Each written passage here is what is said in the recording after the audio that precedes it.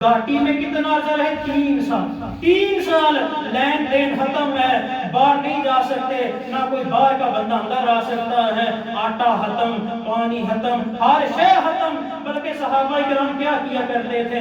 چمڑا ابال کے اس کو پیس کے چمڑے نو چنگی طرح پھکا مار لندے سن چمڑے دا، بعد کی پانی دے گھٹ پی لندے سن۔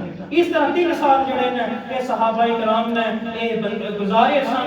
میں اس واسطے دین اسلام دی تبلیغ واسطے سیدنا ابوبکر صدیق رضی اللہ تعالیٰ عنہ نے دین اسلام قبول کر لیا۔ آقا کی اجازت سے حرم پاک میں چلے گئے، کفار مکہ ٹولیاں کی صورت وچ بیٹھے نے، جا کر فرمانے لگے، کہنے لگے، اے مکہ کے لوگو، یا ایھا الناس، اے مکہ کے باسیو، اے مکہ کے رہنے والوں، میری بات غور سے سنو، میری بات سنو، میرا پیغام سن لو۔ ہاں کیا کہنا چاہتے ہو؟ سیدنا صدیق اکبر رضی اللہ تعالیٰ عنہ نے فرمایا، قولوا لا الہ الا اللہ تفلحوا، سارے کلمہ پڑھ لو، کامیاب ہو جاؤ گے، دنیا میں بھی کامیاب ہو جاؤ گے، آخرت میں بھی کامیاب ہو جاؤ گے۔ کلمہ پڑھ لو، کلمہ پڑھ لو۔ جواب میں کفار مکہ نے مارنا شروع کر دیا۔ عتبہ نے ایک نوکدار جوتا پہنا ہوا تھا، سیدنا صدیق اکبر رضی اللہ تعالیٰ عنہ کے چہرے مبارک پر، سینے پر مارنا شروع کر دیا۔ اتنا مارا قریب المرگ ہو گئے، بے ہوش ہو گئے۔ نبی کا یار بے ہوش ہو کر گر پڑے، چادر میں لپیٹ کر گھر لے کر آئے۔ تھوڑی دیر بعد ہوش آیا، ماں نے کہا، بیٹا روٹی کھا لے، کھانا کھا لے، پانی پی لے، دوائی کھا لے۔ لیکن سیدنا صدیق اکبر رضی اللہ تعالیٰ عنہ نے جواب دیا، اماں میں نہ پانی پیوں گا، نہ میں روٹی کھاؤں گا، نہ دوا، کچھ بھی نہیں ہوگا، جب تک کہ مجھے میرے مدنی کریم کی حریت کے بارے میں مجھے پتہ نہ چل جائے، ہر شے میں کچھ بھی نہیں کروں گا۔ اماں نے جواب دیا، بیٹے مجھے تو پتہ کوئی نہیں، تیرا نبی کدھر ہے؟ آپ نے فرمایا، میں جمیل کو بلا لاؤ۔ وہ بھی آئی، دونوں لے کر نبی کریم صلی اللہ علیہ وسلم دار ارقم میں صحابہ کرام کو دین کی تبلیغ دے کر رہے تھے، دعوت اسلام دے رہے تھے۔ سیدنا صدیق اکبر کو دیکھا، اماں جی کے سہارے کے ساتھ چار رہے ہیں، دوسری عورت کے سہارے کے ساتھ چار رہے ہیں۔ اللہ کے نبی نے جب سے سیدنا صدیق اکبر کو دیکھا، آنکھوں میں آنسو کی جڑیں لگ گئی، اللہ کے نبی نے رونا شروع کر دیا۔ علماء نے لکھا، مفسرین نے لکھا، اتنا اللہ کا نبی رویا، داڑھی مبارک آنسو سے بھیگ گئی، تار ہو گئی۔ اللہ کے نبی نے اٹھ کر بوسہ دیا۔ سیدنا صدیق اکبر رضی اللہ تعالیٰ عنہ کو اللہ کے نبی نے دلاسا دیا اور فرمایا، صدیق تیرا خیال ہے؟ سیدنا صدیق اکبر نے جواب دیا، یا نبی اللہ، اگر آپ ٹھیک ہیں تو صدیق اکبر بھی ٹھیک ہے، تسی ٹھیک ہو تو میں بھی ٹھیک ہاں، تواڈے سامنے تواڈی موجودگی وچ کوئی تکلیف نہیں۔ ہاں یا نبی اللہ، ایک مہربانی تے میرے تے کر دیو۔ سیدنا صدیق اکبر رضی اللہ تعالیٰ عنہ کو عرض کی تھی، یا نبی اللہ ایک مہربانی میرے تے کر دیو۔ ہاں ابو بکر بولو، تیرے تے اتنے احسانات نے میرے اوپر کہ میں قیامت والے دن بھی تیرا ہاتھ پھڑ کے نہ رب تعالی سامنے تینوں لے کے جاواں گا تے کہاں گا، بھائی تعالیٰ میں سب دے بدلہ دے دیتا ہے، لیکن ابو قحافہ دے بیٹے دے احسانات دا بدلہ میں نہیں دے سکیا، تو اس دے احسانات دا بدلہ جڑا ہے یہ اپنے غیبی خزانیاں وچ بھی عطا فرما۔ ابو بکر بولو کیا چاہتے ہو؟ سیدنا صدیق اکبر رضی اللہ تعالیٰ عنہ نے عرض کی، کالی کملی والے، یا مدنی کریم صلی اللہ علیہ وسلم جناب، میری ماں کی ہدایت کے لیے دعا کر دیجئے، میری ماں دین اسلام قبول کر لے۔ اللہ کے نبی نے دعا کے لیے ہاتھ اٹھائے۔ سیدنا صدیق اکبر بیان فرماتے ہیں، ابھی اللہ کے نبی کے ہاتھ مبارک نیچے نہیں آئے تھے، صرف دعا کے لیے ہاتھ اٹھائے، عرض کی، بھائی تعالیٰ ابو بکر کی ماں کو دین اسلام کی دولت عطا فرما دے، اسے نور یمانی سے منور کر دے۔ ابھی ہاتھ مبارک نیچے نہیں آئے کہ اللہ کے نبی کی دعا جو 7ویں آسمان سے اوپر چلی گئی، عرش بری کے پاس چلی گئی۔ سیدنا صدیق اکبر بیان فرماتے ہیں، اللہ کے نبی کی دعا بھی ختم نہیں ہوئی تھی کہ میری ماں نے لا الہ الا اللہ محمد رسول اللہ پڑھ لیا، آقا کے غلاموں میں شامل ہو گئی، آقا کے غلاموں میں شامل ہو گئی۔ عزیزان گرامی، کلمے کی بدولت نبی کریم صلی اللہ علیہ وسلم نے عقاق کے میلے میں تشریف لے گئے.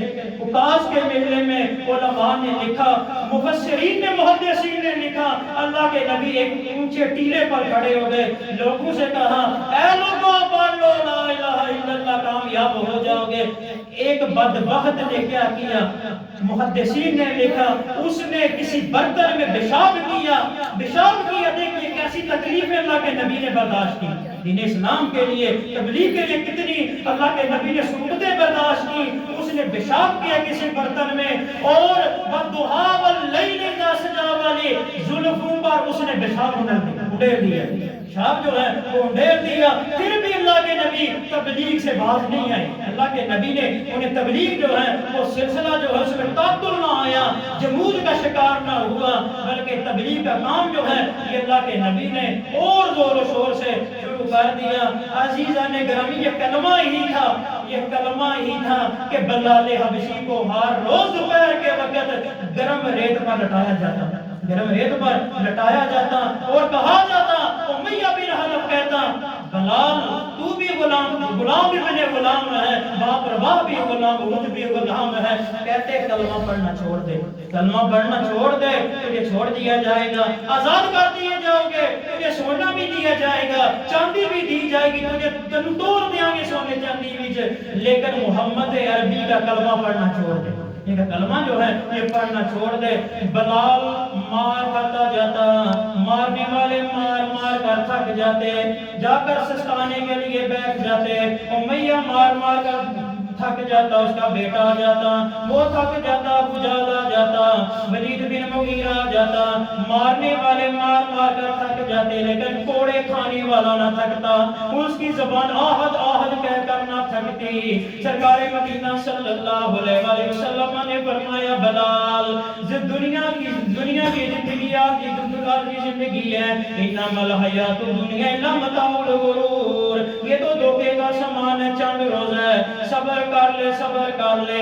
بلال قیامت کے دن میں اس وقت تک جنت میں نہیں جاؤں گا. انعام یہ ملا, کلمہ پڑھ لیا بلال نے. اللہ کے نبی نے فرمایا, میرے بلال میں اس وقت تک جنت میں نہیں جاؤں گا جب تک تو مجھ سے پہلے جنت میں داخل نہیں ہوگا.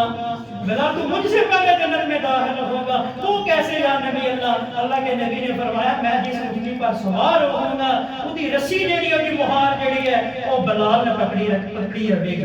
اس اونٹنی دی رسی جڑی ہے وہ بلال کے ہاتھ وچ رہے گی, تے میرے تو پہلا میرا غلام جنت میں داخل ہو جائے گا. یہ کلمے دی برکت ہے. حضرت عمر بن خطاب جیسا جس میں بڑا آدمی آمدا سی تے انہاں نوں سیدنا کہہ کر پکار دے سن. حضرت بلال رضی اللہ تعالی عنہ نوں سیدنا کہہ کر پکار دے سن. حضرت حباب بن حرت رضی اللہ تعالی عنہ بارگاہ رسالت میں آئے. اللہ کے نبی خانہ کعبہ کی دیوار کے ساتھ تشریف فرما ہے. اللہ کے نبی نے اپنی چادر مبارکہ تکیہ بنایا ہوا ٹیک لگا کر بیٹھے ہیں. آقا نے کیا نبی اللہ صلی اللہ علیہ وسلم, جناب جب سے کلمہ پڑھا نہ دن کو رام نہ رات کو رام, کفار مکہ ہر وقت زیتیں دیتے رہتے ہیں, مارتے پیٹتے رہتے ہیں. اللہ کے نبی نے جب یہ الفاظ سنے فرمایا, حباب کیوں پریشان ہوتے ہو, کیا تجھے معلوم نہیں پہلی امتوں میں, پہلی قوموں میں جو کلمہ پڑھ لیتا, جو آدمی کلمہ پڑھ لیتا, اس کا جسم ادھیڑ کر رکھ دیا جاتا, لوہے کی کنگھیوں کے ساتھ اسے تکلیف دی جاتی, اس کا گوشت ادھیڑ کر رکھ دیا جاتا, اسے گڑھا کھود کر پتھر مار کر اسے رجم کر دیا جاتا. لیکن مجال کلمے سے پیچھے ہٹے ہوں, حباب صبر کر لے, نصر من اللہ و فتح قریب, بس ان قریب اللہ کی مدد پہنچنے والی ہے. ان قریب اللہ کی مدد جو ہے یہ پہنچنے والی ہے, تائید حاصل ہونے والی ہے. حضرت نضر بن انس رضی اللہ تعالیٰ عنہ غزوہ احد میں دین اسلام کے لیے صحابہ کرام نے بڑی قربانیاں دی. ہمیں تو مفت میں مل گیا, کوئی میں نے نہ پتھر کھایا نہ آپ نے پتھر کھائے دین اسلام کے لیے, لیکن اللہ کے نبی اور صحابہ کرام نے ہر طرح کی تکلیف جو ہے, ہر طرح کی تکلیفیں جو ہیں ان کا سامنا کیا. انس بن نضر میدان احد میں میدان احد میں شہداء کو اکٹھا کیا گیا، ان کی لاش مبارک کا مسئلہ کر دیا گیا، ناک کاٹ دیے گئے، ان کے دانت توڑ دیے گئے، آنکھیں باہر نکال دی گئی، کان کاٹ دیے گئے، پہچان ختم ہو گئی، حتیٰ کہ ان کی بہن نے ان کو انگلیوں کے پورے سے پہچانا، یہ انس بن نظر کی لاش ہے، یہ میرے بھائی کی لاش ہے۔ کیوں انہوں نے ایسا کیا؟ کیوں تن من دھن قربان کر دیا؟ دین اسلام کے لیے، دین اسلام کے لیے صحابہ کرام نے سب کچھ جو ہے، اپنا تن من دھن جو ہے، اپنی اولاد تک جو ہے، یہ نیزوں پر لٹکا دی، لیکن مجال ہے محمد کے کلمے کے ساتھ غداری برتی ہو، کسی ایک نے بھی محمد کے کلمے کے ساتھ غداری جو ہے یہ برتی ہو، ایسا نہیں ہو سکتا۔ ایک نوجوان نے لا الہ الا اللہ محمد رسول اللہ پڑھ لیا، کفار مکہ کو پتہ چل گیا، خانہ کعبہ کے سین میں لا کر اسے کسی ستون کے ساتھ باندھ دیا۔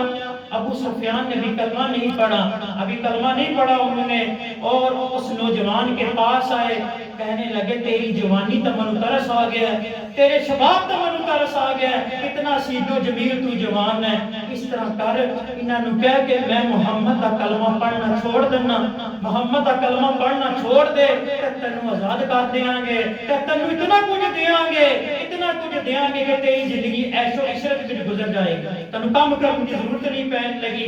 انہاں کیا نہیں، ایسا نہیں ہو سکتا۔ ابو سفیان نے کہا چل اس طرح کر، اے میرے ہتھیلی جیڑی ہے نا ادا بوسا لے، ادا بوسا لینا تینوں چھوڑ دیاں گے۔ اس نے رونا شروع کر دیتا، اس جوان نے کہا میں تیری ہتھیلی کا بوسا نہیں لے سکتا، میں تیری ہتھیلی کا کیا بڑا کام ہے بوسا لینا، لیکن کیا میں تیری ہتھیلی کا بوسا نہیں لے سکتا؟ کیوں نہیں لے سکتے؟ جوان نے کہا میرے لبوں نے سرکار مدینہ صلی اللہ علیہ وآلہ وسلم کے ہاتھ مبارک کا بوسا لے رکھا ہے، دست نبوت کا بوسا۔ اچھا چلو بھی سن